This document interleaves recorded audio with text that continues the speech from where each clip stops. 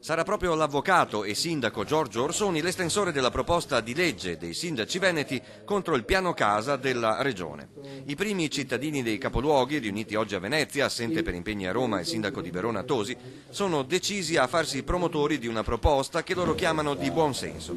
La provocazione è partita da Asiago qualche giorno fa dal sindaco Gios, disposto a ignorare il piano regionale per non urbanizzare in modo eccessivo il comune dell'Altopiano, viene raccolta in Laguna. Abbiamo passato allegramente 3 anni a fare un nuovo PAT, a dibattere se certe aree dovevano essere urbanizzate oppure no, e a impegnarci a lasciare ampi spazi non edificati proprio per garantire un ordinato sviluppo del territorio, e all'improvviso arriva qualcuno che dice: abbiamo scherzato, il territorio va tutto potenzialmente urbanizzato. Il piano casa della regione, così com'è, permetterebbe al quasi 100% del centro storico veneziano di diventare un unico grande albergo, così Orsoni. La proposta di legge sarà pronta in pochi giorni, ha precisato il sindaco. Il comune, attraverso il ministro Zanonato, ha intenzione di sensibilizzare il governo Letta per un eventuale ricorso alla Corte Costituzionale. Con la regione ormai i rapporti sono di disagio. È un disagio che deriva dal fatto di non essere ascoltati. Intanto il vicepresidente del Veneto e assessore all'urbanistica Marino Zorzato